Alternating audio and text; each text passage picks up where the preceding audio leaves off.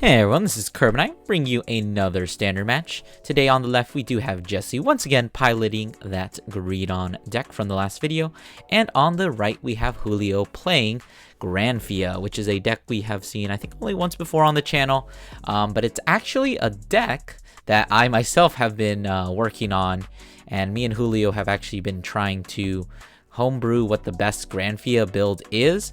Personally, I think that the deck is really a glass cannon sort of deck where you kind of just like beat with really big numbers and you rush down your opponent and you try and kill them as quickly as possible.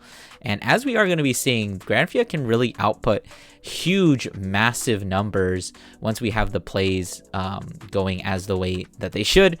But obviously with this build, we are not fully at capacity. I think there's still a lot more work to be done on Granfia, both deck building wise as well as, you know, extra cards for it.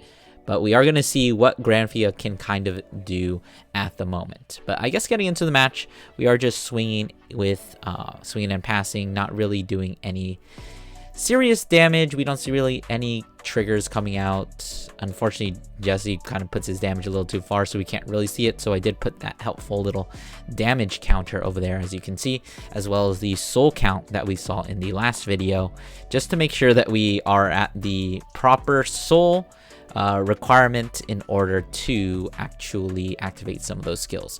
But we are going to be seeing Granfia ride into the grade 3, which is when Granfia can really do a lot of interesting things. And we did see that was actually a free ride, because the grade 2 skill is when you ride over the grade 1, you call a plant token, and then the grade 2 allows you to ride for free as long as you have a plant token. There we go. And we are going to be seeing the Noble Rose token coming out, which is a very special card. I don't think I explained it very well in my last video, but we are going to be basically what it does is it gets an extra 5k for each one of its gauges, and all your plant tokens become gauges, and your gauges can't actually be retired as if they were rear guards. So we are going to be seeing the Sticky Mothman. I always forget what his name is, but calling him out just to be a rear guard. It looks like we probably don't have a ton of good cards to actually be calling, as we're going to be seeing the Burrow Mushrooms go into the soul, giving the 5k since we are at grade 3, and Granfia to that Sticky Man. And then we're going to be using his own skill with a Counterblast 1, retiring 2 rear guards, just retiring 2 of the plant gauges to draw a card and give it another 5k. So the Granfia is just going to be swinging for 23. We're actually going to be guarding 25, which is a 1 to pass, hitting into a heal trigger, which is going to make it so that that attack is actually going to be going through, and hitting into a second heal trigger, which is of course not going to be going off. We are going to be giving the power to that Sticky Mantis guy, who's actually going to be swinging for 28 because of the 2 5ks and the extra 10k from the trigger, pushing already to 3, which is kind of what Granfia really can do, which is going into that first grade 3 turn, or even your grade 2 turn, pushing your opponent to like 3 or 4 already, and then basically finishing them within that next turn. And that's really the game plan for Granfia at the moment, where you just swing big, swing hard, swing fast, and if you can't do that, then most of the time you do run out of like cards in hand. Because I do remember mentioning this in the last one, where a lot of your cards normally would be pluses because they're calling plant tokens, but because of that Noble Rose token, you are losing out on a lot of the advantage that you would normally be getting from those plant tokens, and instead it gets converted to power.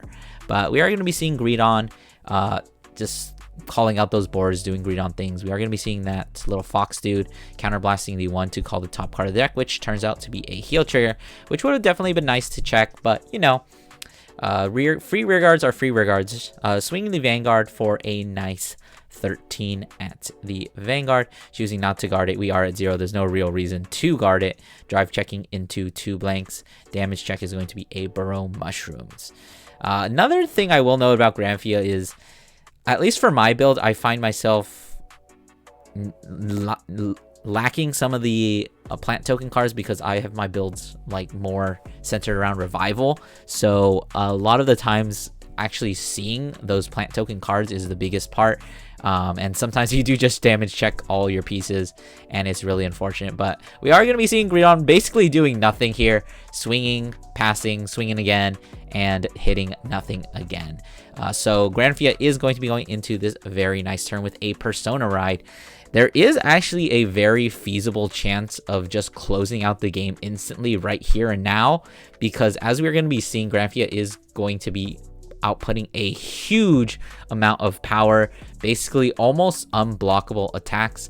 But of course, that does also depend a little bit on the cards we do have in hand. And we're going to be seeing this grade 3 gal. She's from set 7, I believe. She came out quite some time ago. She is actually a Counterblast Soul Blast 1, which in the deck, another thing about Granfia is where you really don't use any of your resources for anything. So that means that you can freely put in as much Counterblast and as much Soul Blast as you need, because your Vanguard doesn't require any of that outside of the one soul not even once per turn, but like once per game. So we're going to be seeing her come down. She mills the top 3 cards of your deck, and then you call either a grade 2 or less from your drop zone, or you get to actually add a Persona Ride as long as it has the same name as your Vanguard. So it's basically a Persona Ride. We are going to be seeing the little pumpkin dude come out. Personally, we're working on the build, and we're thinking Pumpkin Man really does not have a place in there, because Soul is much better put in other places, and Burrow Mushrooms is honestly just a little bit of a better card, as we are going to be seeing him use the skill to Soul Blast 1 and actually get 2 extra gauges. I mean, that is a very good skill, I will admit that, but there are also a ton of different cards that do the same thing, where they just give you 2. Like Burrow Mushrooms is literally a free plus. You literally just neg 1 from hand to get 2 gauge, and you actually give an extra 5k, but it does give you that extra soul. And we are seeing another card, which I think is a very good card in Granfia, which is that Clapping Dragon, because you always have back row rear guards thanks to that Noble Rose token. So it's pretty easy to meet the conditions. So it is just a Counterblast 1, draw a card, and then if you have the full back row, you do actually get the extra 10k. So swinging with the plant lady, she is just going to be 23 because we are only on Persona Ride. Swinging the Vanguard with those 3 plant gauges, an extra 20k. So this is going to be a 43k Vanguard with basically just doing what your deck does. So we're going to be seeing a heal checked. Unfortunately, we don't actually get to proc it. That's the 3rd heal out, which is kind of interesting. And a PG for the 2nd check. Actually hitting a heal on Greedon's side as well. So keeping that damage at 3 is going to make this turn that much more survivable. Pitching the 3 gauges to stand the plant girl and giving her an extra 15k. And then now this attack is going to be swinging for 46, which, as I said, Granfia puts out really big numbers. And I think that other swing is going to be at like 56 or like 61, something like that. Yeah, 51. And those are just attacks that you would either have to commit a ton of cards from hand to guard, or basically just, you know, eat the damage, hope for triggers. And honestly, we saw those numbers. A lot of the times those triggers aren't going to be helping you. Like even a defensive trigger doesn't hurt that much because your numbers are just so big. But the honest truth with Granfia, the hardest thing you have, or the biggest issue you have with it, is just getting rears that actually can swing, like the Clapping Dragon, like that grade 3 rears that can actually do things, and then actual pressure, because you don't have any crit pressure, so it's just big attacks. And even though a big attack is a very hard card or hard attack to guard, as long as they can take damage, it doesn't matter how big your attack is, because it's just going to be going through. Anyways, we are going to be seeing that grade 2 coming down, soul charging the 2 cards, which is going to be putting us into that 10 soul range that we are going to be needing to hit in order to get that extra 15k, as well as proc some of the other skills. We are at the 4 damage, so we are going to be getting the extra 10k from each of those grade 2s that are in the soul.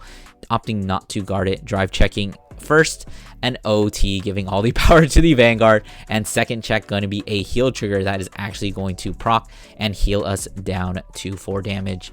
Ooh, it looks like my damage counter is a little incorrect now. We should be at only 3 damage right now because of that heal trigger, but clearly this is a very poor turn of events, because Greedon is one of those decks that uses an over trigger to the utmost potential, because you are swinging with that Vanguard multiple times.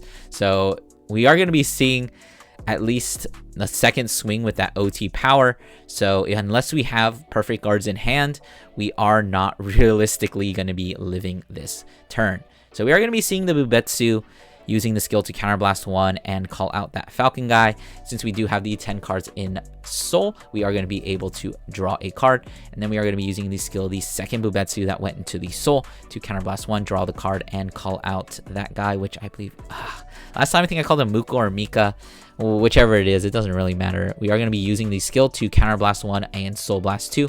Actually doing a little bit of a misplay, Soul Blasting out that Crocodile, which is the reason why the Muka and the Falcon actually got an extra 5k. And this Bubetsu, I believe, would have also gotten a 5k if we had left it in the Soul, because I think the only requirement is that it needs to be called by a card effect. It doesn't really care where it gets called from, because calling from Soul is obviously another card effect. But we are seeing that PG coming down for that 100,048k swing. Deciding on whether we want to use the Rabbit skill, we are actually going to opt to use it to -2 to Soul, calling another one from Soul, and then getting a trigger, putting it on the Falcon, just because it really doesn't matter. I mean, Greedon's already at 100 million. He doesn't need the extra power. So we're just going to be restanding the Greedon for the second time, putting the 2 Bubetsus, the Muka and the little rabbit guy, giving us actually 10 Soul once again, meaning that we are getting an extra 15k, and then choosing to proc, I believe, the Bubetsu skill. Although it doesn't really look like we have a good call target in our hand. It looks like we have another one of those Muka, but I think we're kind of running out of CB at this point.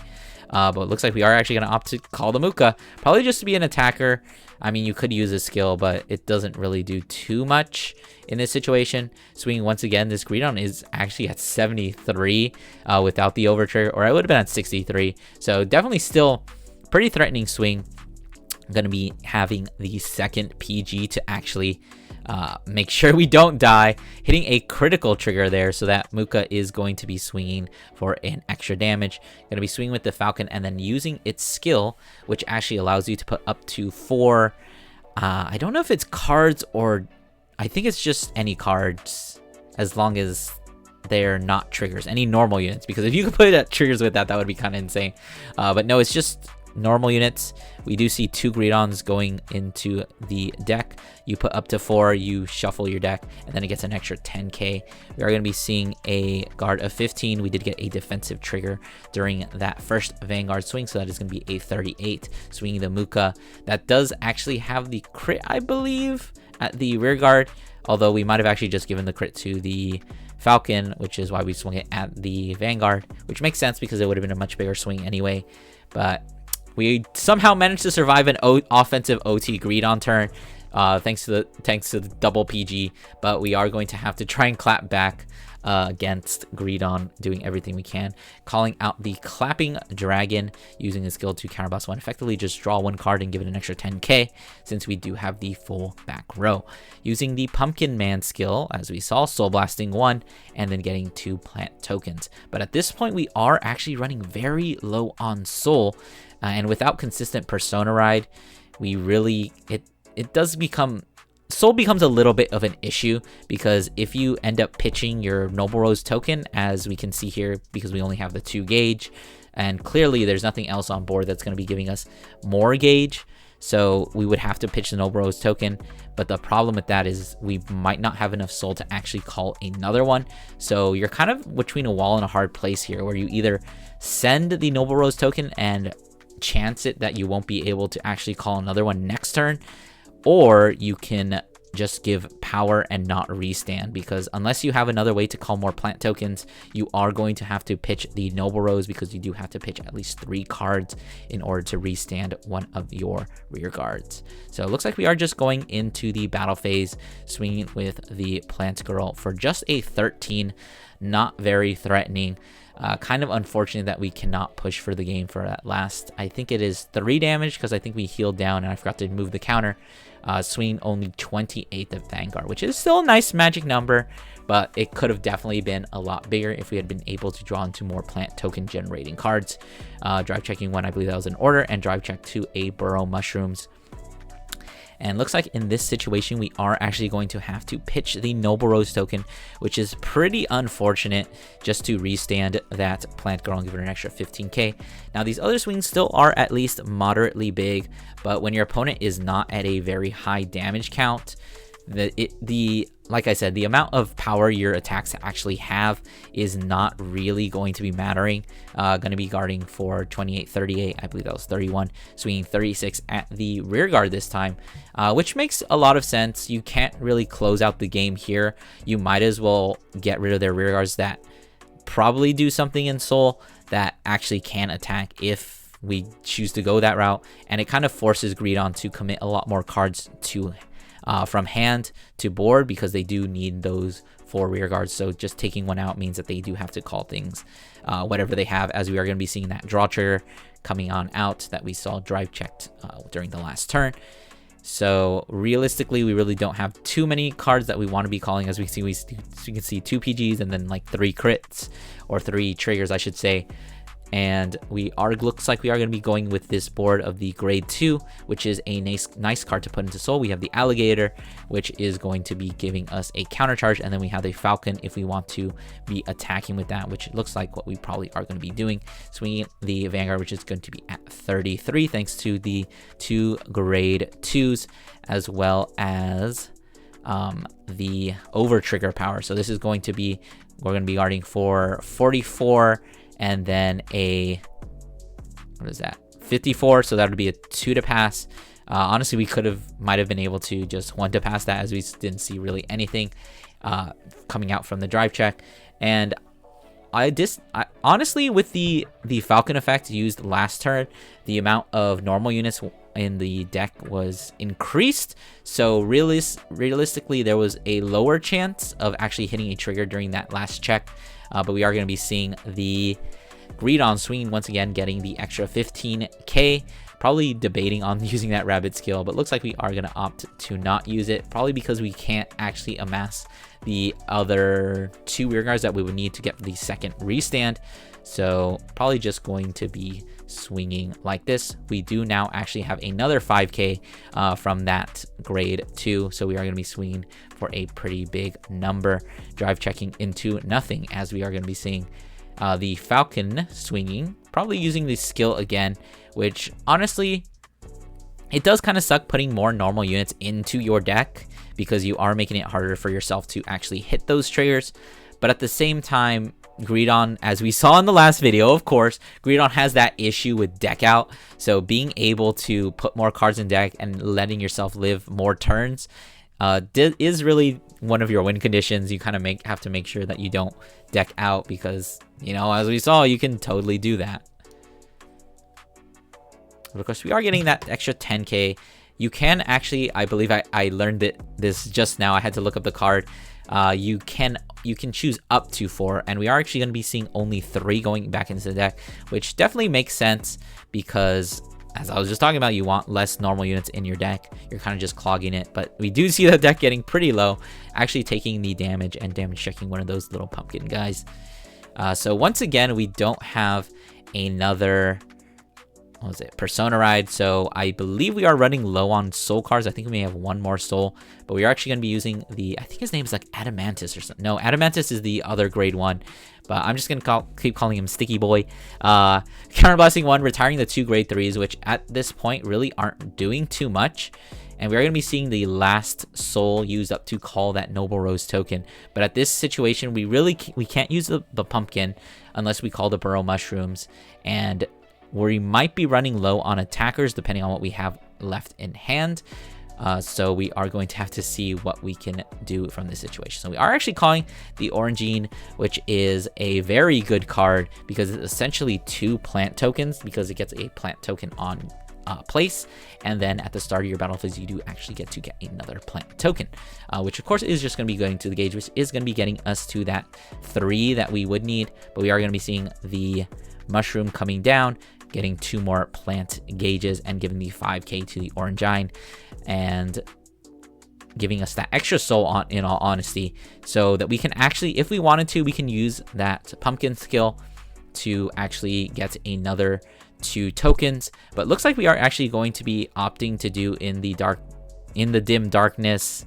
I forget the rest. I think there's actually 2 in the dim darknesses, but I always just refer to it as that. But basic soul blasting, the 1 card, the mushrooms, and then probably deciding on what we want to call there. So there are actually a few decent possibilities here. We could get the mushroom once again to get 2 more gauges to our Noble Rose token, and then we can give the extra 5k to that pumpkin man. But looks like we are just going for another Orangine, which is also a decent play because we do get that extra gauge from placing it.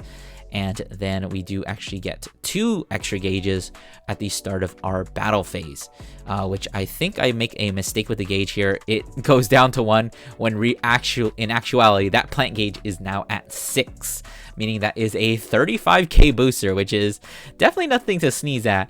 But we do have an 18 column, I believe that's 28 at the moment, but we are just going to be swinging the 15.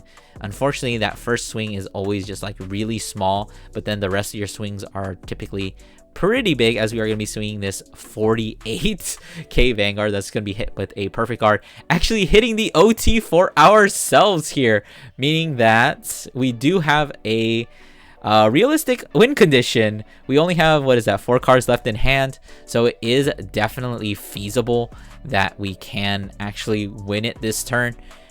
We are actually going to be activating those OT effects one at a time, doing the healing out, I think that was the mushroom, drawing the 2 cards, and then choosing where to put the 100 million. Although actually we are supposed to put the 100 million first in technicality, but we are going to be putting it onto that rear guard. Obviously it makes the most sense. It is the smallest swing. And then I think the second check was nothing, and we do actually get a front trigger as well, so all these things are getting extra 10k, which I think I forgot to add, but it isn't really going to make that much of a difference. This Vanguard is already done attacking. I don't know what I'm talking about. Anyways, this Orangine is going to be swinging for that 100 million as well as the 28, and we are just going to be hitting it with a perfect guard, which, if my damage counter is correct, we are actually at 4 damage, but I could be mistaken. Like, I think I made a mistake earlier with the heal, but I'll let you guys point that out. You guys love pointing out my mistakes. But anyway, swing the other swing, which was a pretty big swing, but of course it's just 1 damage, and if they're not at 5 or if they're not at lethal, it makes it that much easier to just take the attack. And an interesting thing that you might have actually noticed over the course of this game, Greedon has yet to Persona Ride or even draw into a Persona Ride, which means that currently Greedon is actually dying at 6, which is probably why we have some sense of urgency calling out our entire hand here and just swinging. Now, this is realistically probably your kill turn because Granfia doesn't really make very much advantage. We did actually get a decent amount of cards in our hand thanks to that over trigger, but we are going to be actually hitting into a crit here and then a heal trigger. Damage check 1 is going to be a nothing, and damage check 2 is going to be a heal trigger, but unfortunately there is still 1 damage check left, and it is going to be just a PG, which is going to be the end of the match. All right, I hope you guys enjoyed. Go ahead and do all those YouTube things, like, comment, subscribe, and I'll see you guys in the next one.